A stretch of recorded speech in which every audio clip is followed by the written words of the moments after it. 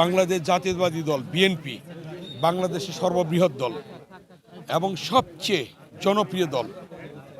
কারণ যখনই জনগণের কোনো ক্রান্তিকাল এসেছে তখনই বিএনপি এবং জিয়া পরিবার জনগণের পাশে দাঁড়িয়েছে। তারই ধারাবাহিকতা দেখেছেন মহান স্বাধীনতার ঘোষক শহীদ রাষ্ট্রপতি জিয়াউর রহমান স্বাধীনতার ঘোষণা দিয়েছিলেন।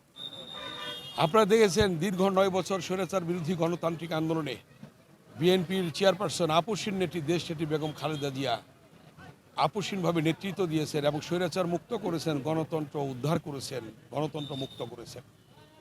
আপনারা দেখেছেন বিএনপির ভারপ্রাপ্ত চেয়ারম্যান জনাব তারেক রহমান দীর্ঘ 16 বছর আন্দোলন করে সর্বশেষ ছাত্র জনতার রক্তের বিনিময়ে তিনি এই বাংলাদেশের জনগণের ভোটাধিকার দিয়েছেন। দেশনেত্রী বেগম খালেদা জিয়া ছিলেন জাতীয় ঐক্যের প্রতীক। দেশনেত্রী বেগম খালেদা জিয়া ছিলেন গণতন্ত্রের প্রতীক। দেশনেত্রী বেগম খালেদা জিয়া ছিলেন স্বাধীনতা সার্বভৌমত্বের প্রতীক এবং অতন্ত্র প্রহরী হিসাবে তিনি কাজ করেছেন এ দেশের জন্যে। দেশনেত্রী বেগম খালেদা জিয়ার একজন মুক্তিযোদ্ধা ছিলেন। দেশনেত্রী বেগম খালেদা জিয়া এদেশে তিনি বলেছেন যে আমি এই দেশ ছেড়ে যাব না, এদেশের মাটি মানুষ আমার ঠিকানা। দেশনেত্রী বেগম খালেদা জিয়া এই কথা বলেছেন। আজকে তার জানাজায় আপনারা দেখেছেন কোটি জনতার উপস্থিতি, এটাই প্রমাণ করে তিনি জাতির মহান অভিভাবক। আজকে প্রমাণ হয়েছে তিনি মাদার অফ ডেমোক্রেসি।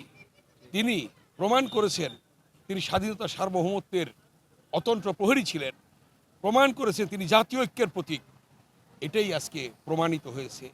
তাই আজকে দেশনেত্রী বেগম খালেদা জিয়ার যে স্বপ্ন ছিল, শহীদ রাষ্ট্রপতি জিয়াউর রহমানের যে স্বপ্ন ছিল, তার অসমাপ্ত কাজকে সমাপ্ত করার জন্যে বিএনপির ভারপ্রাপ্ত চেয়ারম্যান জনাব তারেক রহমান এগিয়ে নিয়ে যাবেন এবং সফলতার সাথে তিনি নেতৃত্ব দিচ্ছেন, নেতৃত্ব দেবেন ইনশাল্লাহ।